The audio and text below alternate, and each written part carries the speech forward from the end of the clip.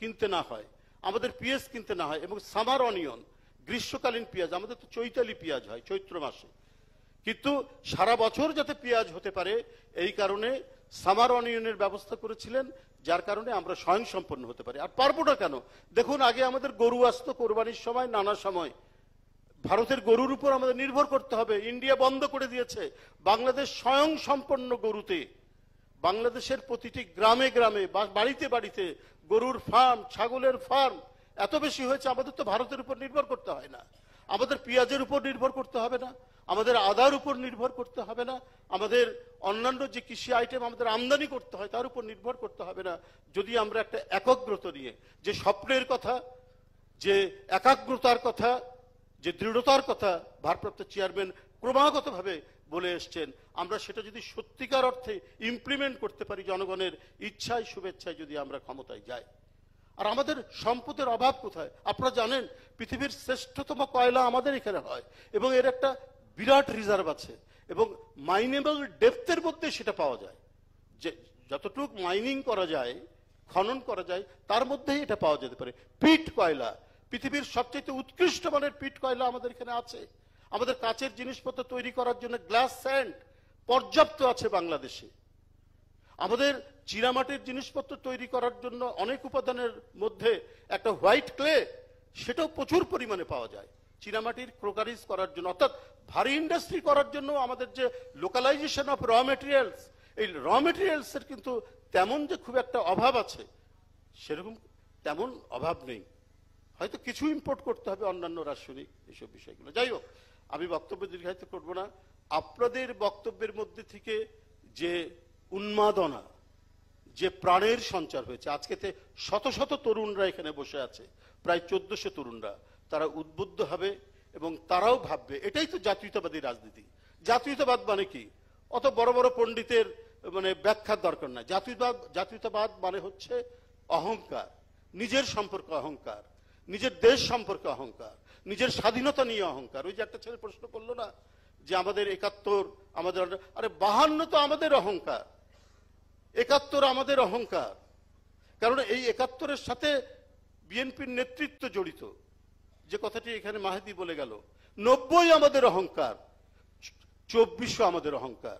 একটা বিশাল রাজনৈতিক দলের নেতৃত্ব দিচ্ছেন তারেক রহমান সাহেব, গোটা জাতিকে যদি সেদিন ঐক্যবদ্ধ করে ওই ছাত্রদের আন্দোলনের সাথে সম্পৃক্ত না করতেন, তাহলে কি এই ছাত্ররা যখন আন্দোলন করছে, গুলি খাচ্ছে, বাড়িতে বাড়িতে আশ্রয় পাচ্ছে, কিসের জন্য? যে গণভিত্তিক রাজনৈতিক দল বিএনপি, তার নেতাকর্মীরা যেমন রাস্তায় নেমে গুলি খাচ্ছে, আবার ওই যে সন্তানরা, শিশুরা, কিশোররা, তারা যখন গুলি খেয়ে বিভিন্ন জায়গায় যাচ্ছে, বাসা থেকে, বাড়ি থেকে লোকগুলো এসে তাদেরকে নিয়ে যাচ্ছে, ক্লিনিকে নিয়ে যাচ্ছে, বাসায় আশ্রয় দিচ্ছে, বাসায় বাসায় বিএনপি পরিবারের বাসায় বাসায় তারা আশ্রয় পেয়েছে। কিসের জন্য? বিএনপি এই সংগ্রামের একটি নেতৃস্থানীয় দায়িত্ব পালন করেছে এবং সংগ্রামের অগ্রদূত হিসাবে কাজ করেছে ভারপ্রাপ্ত চেয়ারম্যানের নির্দেশে এবং ভারপ্রাপ্ত চেয়ারম্যানের নেতৃত্বে। সেদিন আমরা কাজ করেছি। আমরা তো ওই দিন 24-এর সেই আন্দোলনে আমরা অনেকেই সেদিন কারাগারে, জামিনুল এখানে বসে আছে, একসাথে আমরা কারাগারে একসাথে রিমান্ড খাচ্ছি। কেন? আমরা যদি ঘরে বসে থাকতাম, আমরা যদি মানে ভারপ্রাপ্ত চেয়ারম্যান তারেক রহমান সাহেব যদি আমাদেরকে না বলতেন, আমরা কি যেতাম রাস্তার মধ্যে? আমরা তো যেতাম না।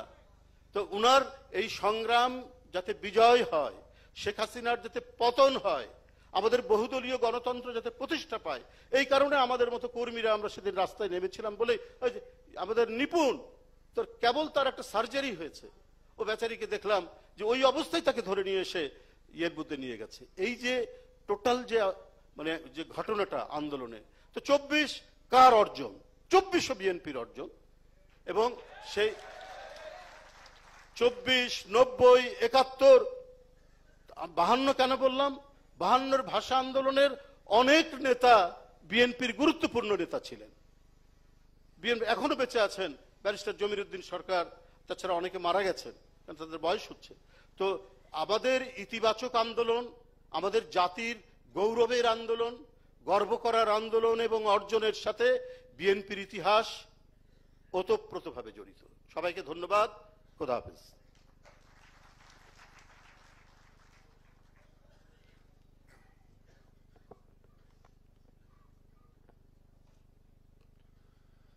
সংগ্রামী সহযোদ্ধা ভাই এবং বোনেরা, আমাদের একটা ধারণা হয়ে গেছে মানুষ হিসেবে যেমন আমরা দুটো হাত, দুটো চোখ, একটি নাক, একটু মুখ নিয়ে জন্মগ্রহণ করেছি, ঠিক তেমনি ভাবে জাতি হিসেবে আমাদের জন্মই হয়েছে যেন করাপশনকে সাথে নিয়ে। Corruption has become part and parcel of our lives. দুর্নীতি থেকে যেন আমাদের কোনো মুক্তি নাই। আসলেই কি নাই? অবশ্যই আমরা এই দেশকে দুর্নীতি মুক্ত করব আমাদের মাননীয় ভারপ্রাপ্ত চেয়ারম্যান সাহেবের নেতৃত্বে। বাংলাদেশে কোনো দুর্নীতি থাকবে না ইনশাআল্লাহ।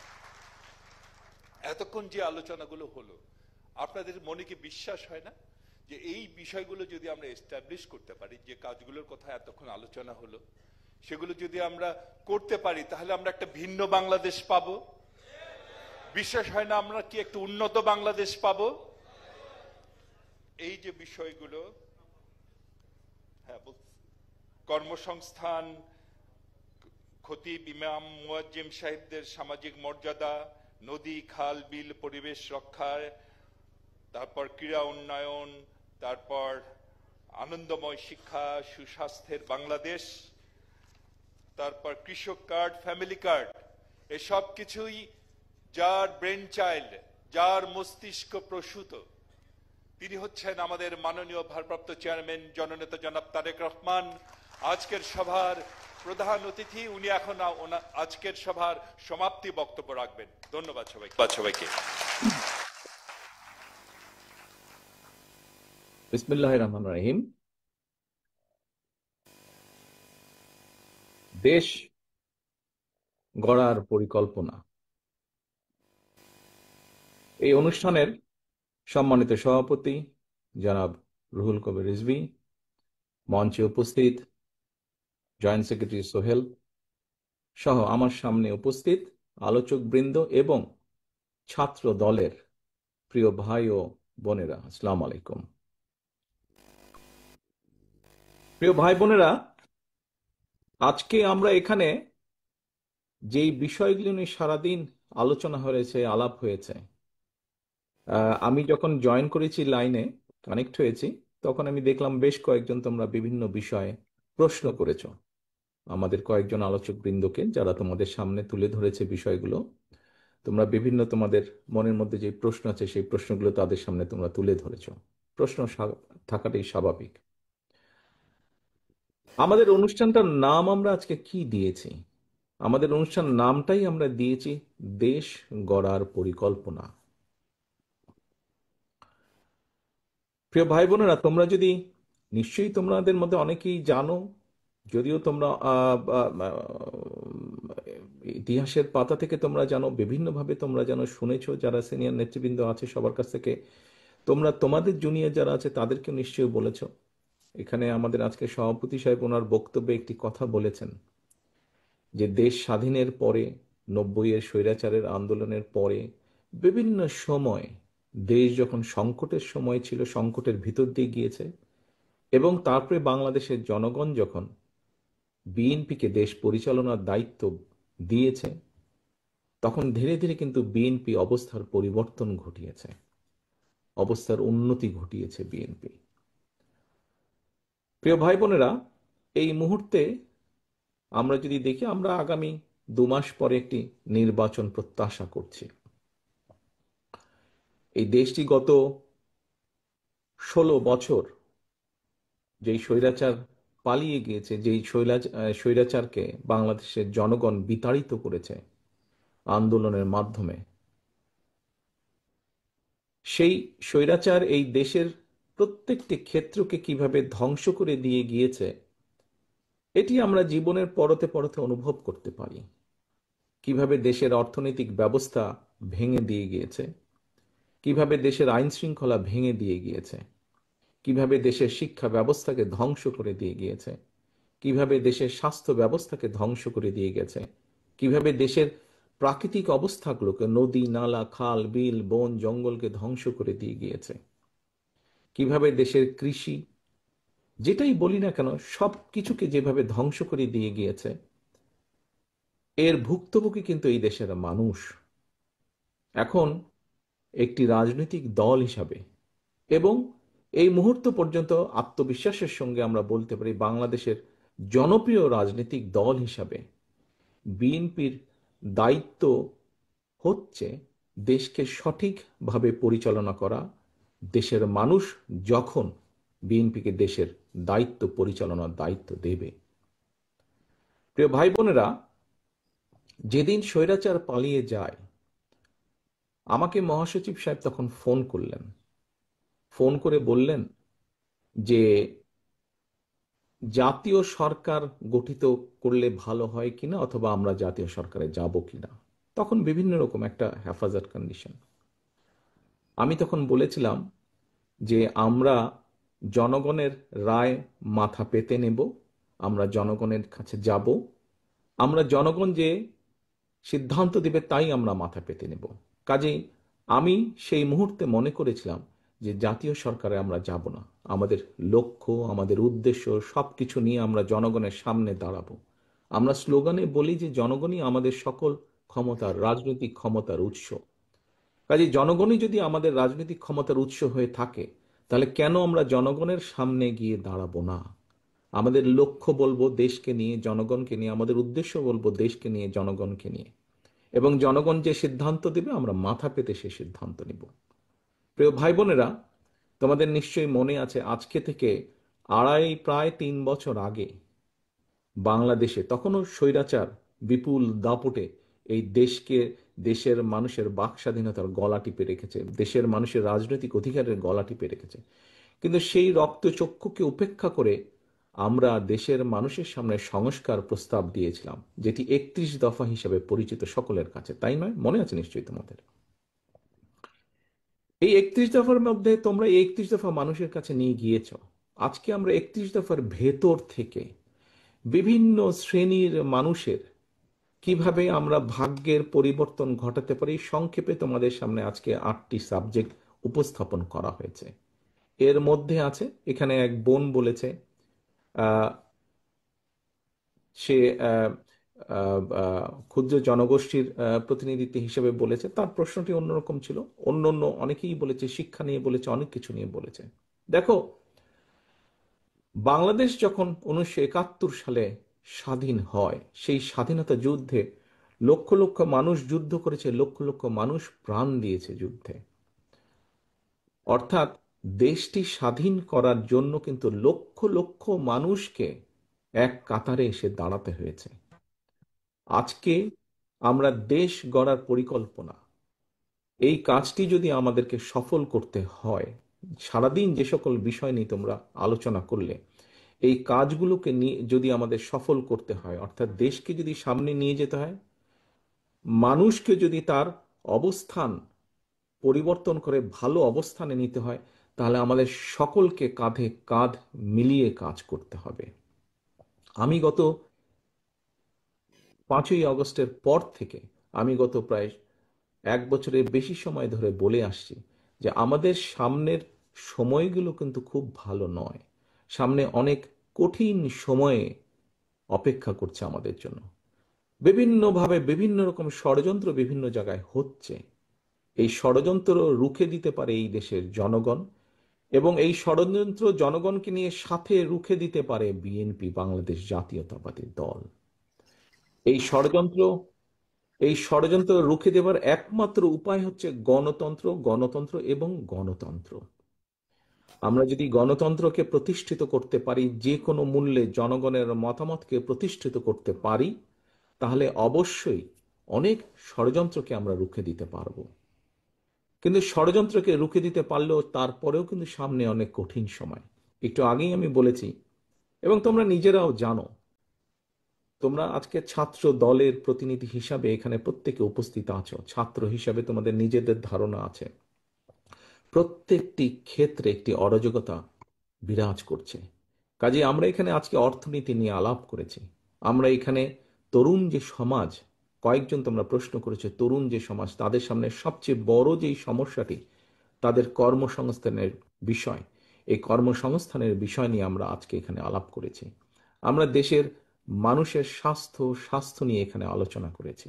আমরা এখানে দেশের যে অর্ধেক সমাজ নারী সমাজ, এই নারী সমাজকে কিভাবে এম্পাওয়ার করা যায় এবং তাদের কন্ট্রিবিউশনকে সমাজের মধ্যে নিয়ে আসা যায়, এবং যেটার শুভ ফল দেশের অর্থনীতি, দেশের সমাজ ব্যবস্থা, পরিবার, স্বাস্থ্য সবকিছুর উপরে সে অবস্থা, শুভ অবস্থাটা পড়বে, কিভাবে সেটা করা যায় তা নিয়ে আমরা আলোচনা করেছি।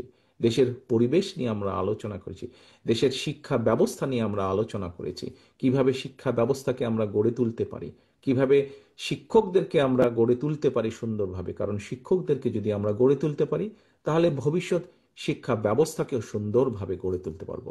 কিন্তু এই কাজগুলো করা কিন্তু কঠিন কাজ, নট ইম্পসিবল, কিন্তু অনেক কঠিন কাজ। এবং দেশ এবং জাতিকে যদি নেতৃত্ব দিতে হয় তাহলে অবশ্যই একটি পরিকল্পনা আমাদের সামনে থাকতে হবে।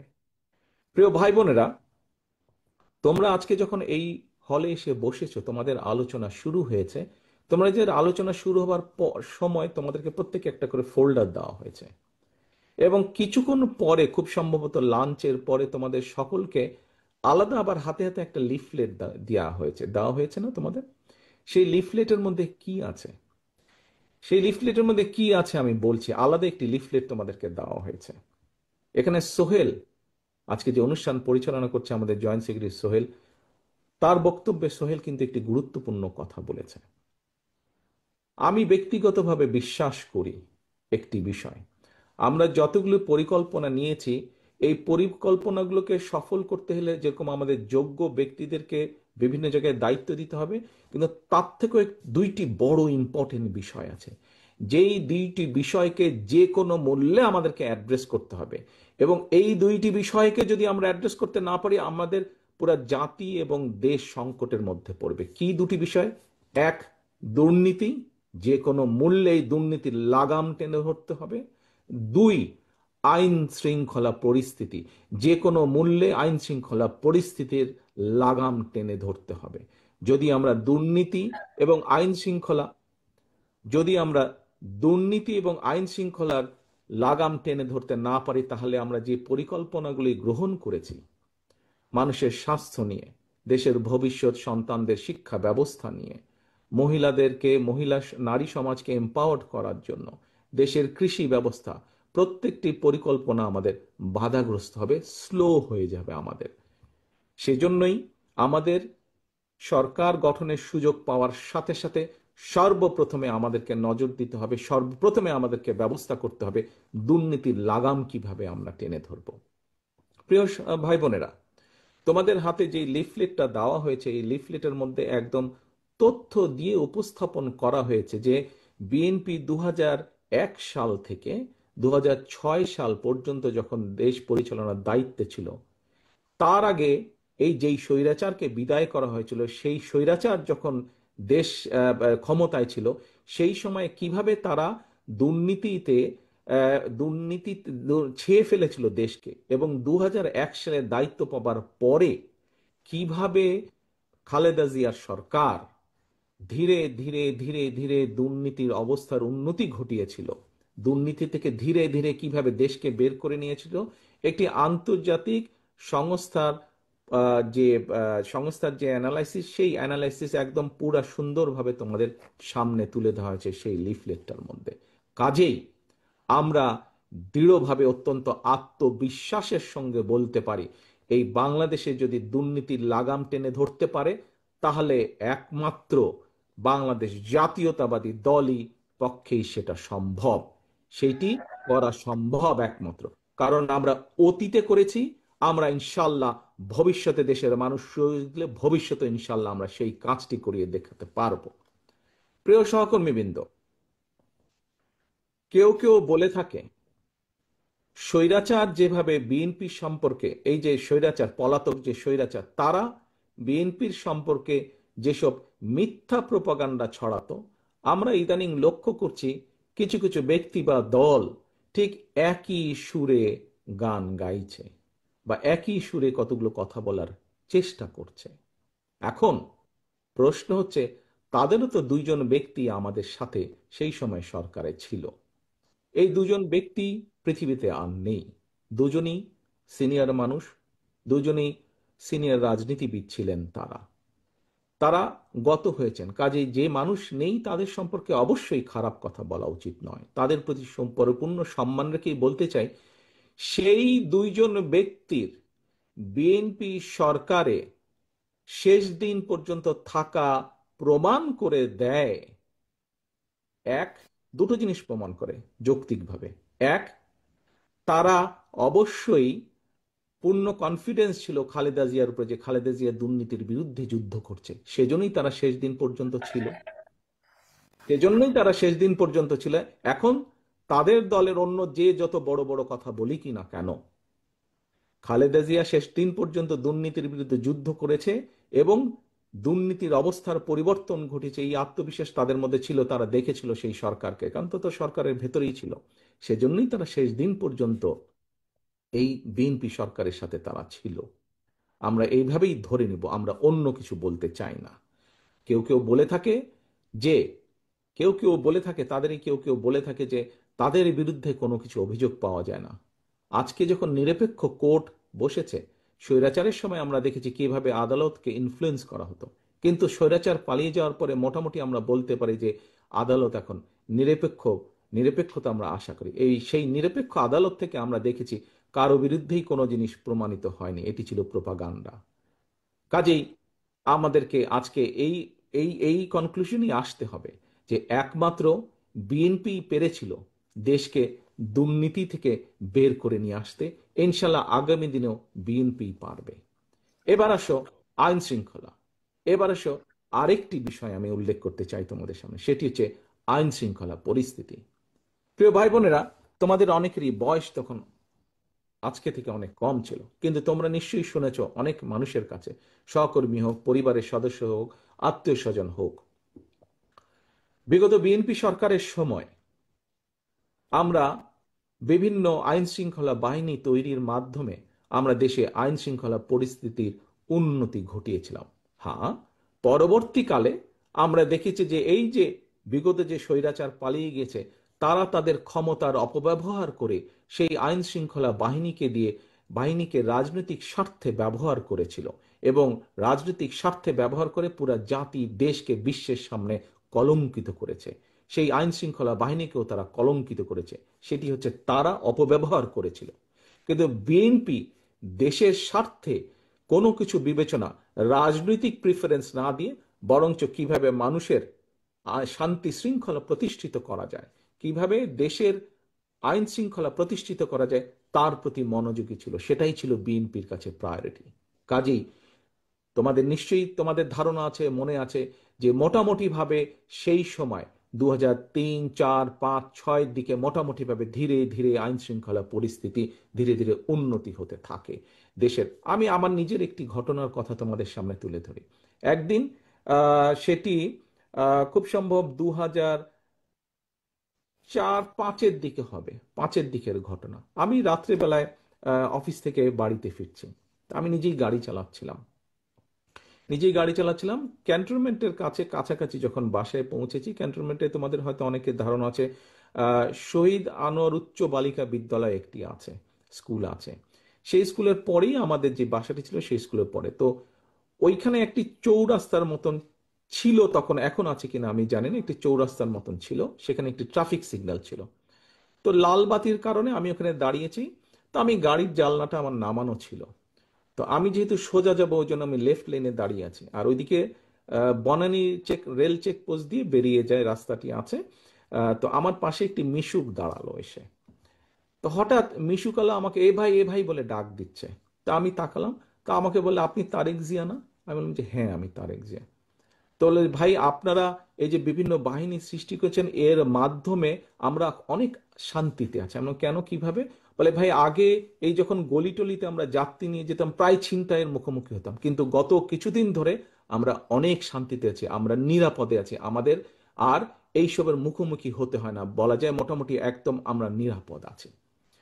প্রিয় সহকর্মীবৃন্দ, এই ঘটনাটি আমি এই জন্য বললাম তোমাদের সকলের সামনে, যে এই ঘটনাটি অনেকগুলো ঘটনার মধ্যে একটি, এবং এই ঘটনাটি প্রমাণ করে একজন সাধারণ মানুষ, সে আমাকে চিন্তা, আমি তাকে চিন্তাম না, এবং তারপরে 1 মিনিটের কথা, তারপরে সে তার পথে চলে গেল, আমি আমার পথে চলে গেলাম। এই ঘটনাটি প্রমাণ করে যে বাংলাদেশের মানুষের শান্তি শৃঙ্খলা, আইন শৃঙ্খলা যদি ফিরিয়ে আনতে হয়, সেটিও বিএনপির পক্ষেই করা সম্ভব। প্রিয় ভাই বোনেরা, কিছু কিছু মানুষ বা কোন কোন গোষ্ঠী ইদানিং বলতে শুনেছি, বা বিভিন্ন জায়গায় কেউ কেউ সোশ্যাল মিডিয়ায় বলে যে অমুককে দেখলাম, তমুককে দেখলাম, তমুককে দেখলাম। এবার অমুককে দেখুন। যাদের কথা বলে অমুককে দেখুন, প্রিয় সহকর্মীবৃন্দ, তাদেরকে তো দেশের মানুষ 1971 সালেই দেখেছে। যে 1971 সালে তারা তাদের নিজেদের স্বার্থ রক্ষার্থে কিভাবে লক্ষ লক্ষ মানুষকে হত্যা করেছে, ঠিক যেভাবে পতিত স্বৈরাচার পালিয়ে যাওয়ার আগে হাজারো হাজারো মানুষকে হত্যা করেছিল ক্ষমতা ধরে রাখার জন্য। এই যাদেরকে কেউ কেউ বলে যে একবার দেখুন না এদেরকে, তাদেরকে দেশের মানুষ 71 সালেই দেখেছে নিজেদের রাজনৈতিক স্বার্থ রক্ষার্থে লক্ষ লক্ষ মানুষকে শুধু হত্যাই করেনি, তাদের সহকর্মীরা কিভাবে মা বোনদের ইজ্জত পর্যন্ত লুট করেছিল। এই কথাটি আমাদেরকে মনে রাখতে হবে। এখন প্রিয় ভাই বোনেরা, কথা অনেক হয়েছে, কথা অনেক হয়েছে। আমাদের লক্ষ্য একটাই, আমাদের উদ্দেশ্য একটাই, কি? দেশকে আমাদের গড়তে হবে। এই দেশকে শহীদ জিয়া গড়েছেন।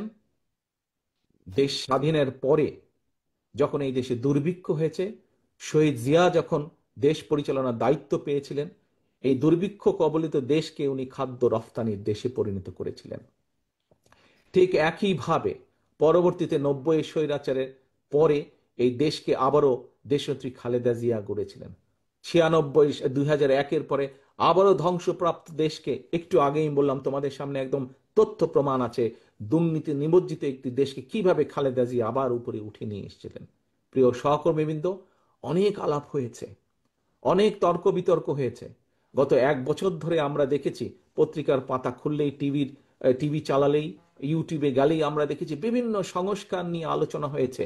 কিন্তু একটি সংস্কার মধ্যে তোমরা আজকে যেই কয়টি বিষয় নিয়ে আলোচনা করেছো, তোমাদের কর্মসংস্থান, তরুণ সমাজের কর্মসংস্থান নিয়ে আলাপ করেছো, মহিলাদের এম্পাওয়ারমেন্ট নিয়ে আমরা আলোচনা করেছি, কৃষকের কৃষি কার্ড নিয়ে আমরা আলোচনা করেছি, আমরা মানুষের স্বাস্থ্য সেবার জন্য প্রান্তিক মানুষের দোরগোড়ায় স্বাস্থ্য সেবা পৌঁছে দেওয়ার জন্য আমরা স্বাস্থ্য কর্মীর বিষয় নিয়ে আলোচনা করেছি।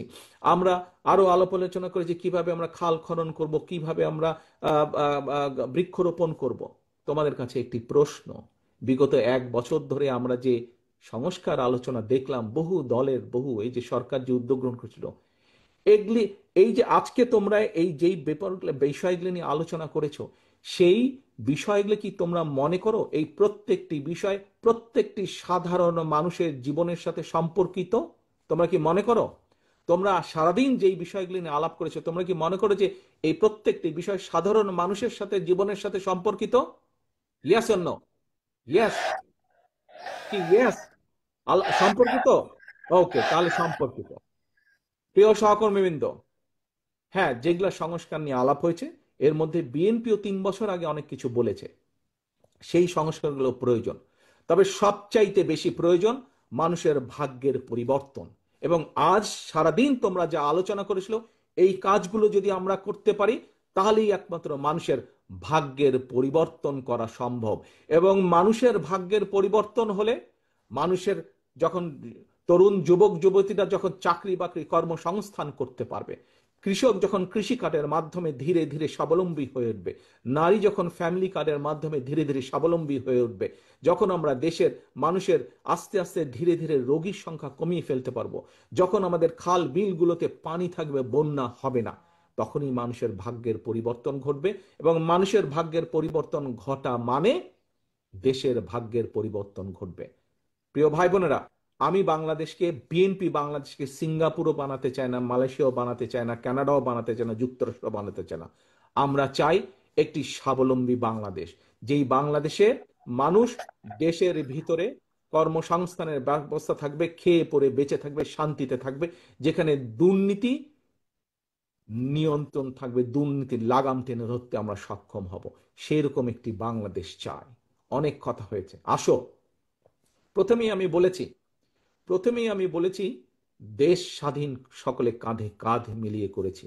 দেশ স্বাধীন, দেশ স্বাধীনতার যে যুদ্ধ, সেই যুদ্ধ কাঁধে কাঁধ মিলিয়ে লক্ষ লক্ষ মানুষ একসাথে করেছে, তখন কেউ তাকায়নি কে কি। আজকে আসো, দেশ গড়ার যে পরিকল্পনা, এই পরিকল্পনা সফল করতে হলে তোমাদেরকে আজকে ছড়িয়ে ছিটিয়ে পড়তে হবে সারা দেশে, যে যেখান থেকে এসেছো। এবং শুধু ছড়িয়ে ছিটিয়ে পড়লে চলবে না, তোমাদের হাতে যে ফোল্ডারটি দেওয়া হয়েছে, হয়তো সংখ্যা কম, আমরা চেষ্টা করব তোমাদের কাছে আরো এই ডকুমেন্টগুলো পাঠাতে। মানুষের দৌড় গোড়ায় চলে যেতে হবে, প্রত্যেকের দৌড় গোড়ায় চলে যেতে হবে দলের একজন প্রতিনিধি হিসাবে, দলের অ্যাম্বাসাডার হিসাবে। তোমাদের প্রত্যেককে, ছাত্র দলের প্রত্যেকটি নেতাকর্মীকে তোমার এলাকার, গ্রামের, ওয়ার্ডের, ইউনিয়নের গোড়ায় গোড়ায় চলে যেতে হবে, ঘরের দরজায় দরজায় চলে যেতে হবে। মা বোনদেরকে বলতে হবে তাদের জন্য আমরা কি করব, কৃষকদেরকে বলতে হবে তাদের জন্য আমরা কি করব, তরুণ যুবক যুবতীদেরকে বলতে হবে তাদের কর্মসংস্থানের জন্য আমরা কি করব। অর্থাৎ তোমাদের হাতে যে কাগজগুলো আছে, যে কাগজগুলো হাতে আছে, সেখানে প্রায় সমাজের প্রত্যেকটি মানুষের কোনো না কোনো একটি আশার আলো আছে। আমরা যদি একসাথে কাজ করি, ইনশাল্লাহ আমরা সেই বাংলাদেশ গড়ে তুলতে সক্ষম হব যেই বাংলাদেশের প্রত্যাশা আমরা করি। অনেক সময় লাগবে, কষ্ট হবে, অনেক কঠিন, অনেক শত্রু আছে যারা আমাদেরকে বাধা দিবে, কিন্তু এই দেশের মানুষকে কেউ বাধা দিয়ে দাবিয়ে রাখতে পারেনি। ইনশাল্লাহ দেশ গড়ার পরিকল্পনা কাজ যখন আমরা শুরু করব বাংলাদেশের মানুষের রায় নিয়ে, তখনও ইনশাল্লাহ কেউ আমাদেরকে দাবিয়ে রাখতে পারবে না। কিন্তু তোমাদেরকে সকলকে যেতে হবে আজকে মানুষের দৌড়গোলায়, মানুষকে ঐক্যবদ্ধ করতে হবে। ভাই বোনেরা, তোমাদেরকে আরেকটি কথা বলি, এই দুইটি বিষয় আমি উল্লেখ করব, দুইটি বিষয় উল্লেখ করে আজকে তোমাদেরকে ছেড়ে দিব। এবং ছেড়ে দেওয়ার পরে যেই কাজটি বললাম, সেই কাজটিতে কিন্তু তোমাদেরকে প্ল্যান করতে হবে। তোমরা এখানে যারা আজকে ছাত্র দলের বিভিন্ন ইউনিটের নেতৃবৃন্দ উপস্থিত আছো, তোমাদের নিচে তোমাদের আরো অনেক সহকর্মী আছে। তোমরা যে যার ইউনিটে ফিরে যাবে, সবাইকে ডাকবে, তোমরা যা জেনে গেলে, যা শিখে গেলে, তাদেরকে সেগুলো তোমরা বলবে, বোঝাবে এবং ছুটে বেড়াতে হবে, ছড়িয়ে পড়তে হবে, মানুষের ঘরে ঘরে ছড়িয়ে পড়তে হবে। মানুষকে বলতে হবে যে বিএনপি আগামী দিনে এই এই কাজ আপনাদের জন্য করতে চায়। তোমার দল কি? বাংলাদেশ জাতীয়তাবাদী দল। বাংলাদেশ জাতীয়তাবাদী দল এই এই কাজগুলো কৃষকের জন্য এই করতে চায়, নারী সমাজের জন্য এই করতে চায়, ছাত্র ছাত্রীদের জন্য এই করতে চায়, শিক্ষকদের জন্য এই করতে চায়, মসজিদের ইমাম মুয়াজ্জিম সাহেবদের জন্য এই করতে চায়। প্রত্যেকটি মানুষের কাছে তার তার মেসেজগুলো পৌঁছে দিতে হবে। প্রিয় সহকর্মীবৃন্দ, আমরা মানুষ, পৃথিবীতে আমরা বসবাস করি, আমরা মানুষ হিসাবে মানুষের জন্য আমরা কাজ করতে পারি। আমাদের সীমাবদ্ধতা আছে, পার্থিব সীমাবদ্ধতা আছে। সেই পার্থিব সীমাবদ্ধতার মধ্যে থেকে আমরা মানুষকে যা দিতে পারি, যা করতে পারি, আমরা মানুষের কাছে সেটি কমিট করব, সেটি কমিটমেন্ট দেব। এখন এখন যার মালিক আমি বা তুমি কেউ না, তার কমিটমেন্ট কি আমরা দিতে পারি? তার কমিটমেন্ট আমরা দিতে পারি না, যা আমাদের সাধ্যের বাইরে।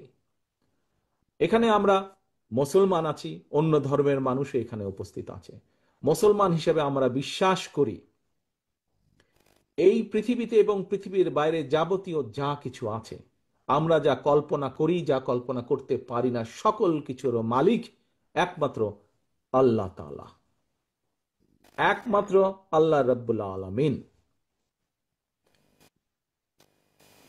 আমরা শুনেছি অনেক কিছু, একটি রাজনৈতিক দলের কিছু ব্যক্তি বা বেশ কিছু ব্যক্তি বিভিন্ন জিনিসের টিকিট বিক্রি করে বেড়াচ্ছে, বিভিন্ন জিনিসের কনফার্মেশন দিয়ে বেড়াচ্ছে। তো এখন আমি যতটুকু বুঝি, অনেক মুরব্বী ব্যক্তি আছেন, বুজুর্গ ব্যক্তি আছেন ধর্মীয় বিষয়, আমি একজন সাধারণ নর্মাল একজন মুসলমান হিসেবে আমি যতটুকু বুঝি, যা আমার না, আমি যদি তা দেবার কথা বলি, অর্থাৎ যেটি আমার না সেটির কমিটমেন্ট যদি করি তাহলে আমি তার সাথে পাল্লা দিচ্ছি। অর্থাৎ দোজক বেহেশত দুনিয়া সবকিছুর মালিক আল্লাহ। যেটার মালিক আল্লাহ, যেটার কথা একমাত্র আল্লাহ তাআলাই বলতে পারে, সেখানে যদি আমি কিছু বলতে চাই, আমার নর্মাল দৃষ্টিকোণ থেকে আমি বুঝি যে সেটি হচ্ছে শিরিক, সেটি হচ্ছে শিরিকের পর্যায়ে পড়ে। কাজে তোমাদেরকে ঘরে ঘরে যেতে হবে এবং বলতে হবে যারা এইসব কথা বলে তারা শিরিক করছে, আপনি যদি তাদের কথা শোনেন আপনিও শিরিকের পর্যায়ে পড়ে যাবেন। যার অধিকার একমাত্র আল্লাহ তাআলার, সেটি একমাত্র আল্লাহর অধিকার। কে কোথায় যাবে, কার ইহকালে কি হবে, পরকালে কি হবে, তার অধিকার একমাত্র, ডিসাইড করার অধিকার একমাত্র আল্লাহ। আমরা পৃথিবীতে মানুষ হিসাবে আমরা মানুষের দেখভাল যতটুকু সম্ভব আমাদের দৃষ্টি থেকে আমরা করতে পারবো, আমাদের শক্তি সামর্থ্য অনুযায়ী করতে পারবো। আমরা একালেরটা করতে পারবো, একালেরটা কম বেশি আমরা মানুষ হিসাবে যা আমাদেরকে ক্ষমতা আল্লাহ দিয়েছে তার ভিতরে করতে পারবো। যা ক্ষমতার বাইরে তা আমরা করতে পারবো না। কাজী যারা এসব কথা বলে তারা ইনেবে শিরিক করছে। একজন মুসলমান হিসেবে আমি সেটাই বুঝি। এই কথাগুলো তোমাদেরকে পৌঁছে দিতে হবে। তবে সবচেয়ে বড় কথা হচ্ছে, যা তোমরা আজকে শিখে গিয়েছো, যা তোমরা আজকে জেনে গিয়েছো, যা তোমরা আজকে বুঝে গিয়েছো, এগুলো মানুষের দোরগোড়ায় পৌঁছে দিতে হবে তোমাদেরকে। তোমাদেরকে বিএনপির অ্যাম্বাসাডার হিসাবে যেতে হবে, আজকে মানুষের রাষ্ট্রদূত হিসাবে, দূত হিসাবে যেতে হবে। এখন আমার প্রশ্ন তোমাদের কাছে, তোমরা কি এই কঠিন কাজটি করতে পারবে? যদি তোমরা এই কঠিন কাজটি করতে পারো তাহলে ইনশাল্লাহ বিএনপি দেশ করার যে পরিকল্পনা, সেই পরিকল্পনার পক্ষে ইনশাল্লাহ আমরা জনগণের রায় পাব এবং জনগণের রায় ইনশাল্লাহ পেলে ইনশাল্লাহ আমরা এই পরিকল্পনাকে ধীরে ধীরে পর্যায়ক্রমিকভাবে বাস্তবায়ন করব ইনশাল্লাহ। প্রিয় সহকর্মীবৃন্দ, আশা করি, প্রত্যাশা করি এবং ইনশাল্লাহ তোমরা তোমাদের কাজে সফল হও। তোমাদের সেই সফলতা কামনা করে আমার বক্তব্য শেষ করছি। আল্লাহ হাফেজ। বাংলাদেশ জিন্দাবাদ, বাংলাদেশ জাতীয়তাবাদী দল জিন্দাবাদ।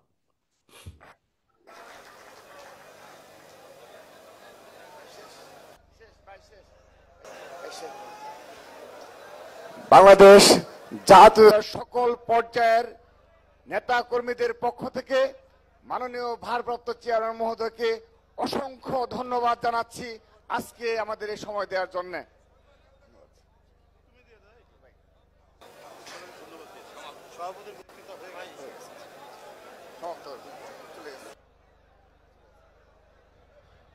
আপনাদের সবাইকে ধন্যবাদ জানাচ্ছি। আগেই বলেছি আমরা ঠিকমতো খোঁজ খবর নিতে পারিনি, বিশেষ পরিস্থিতি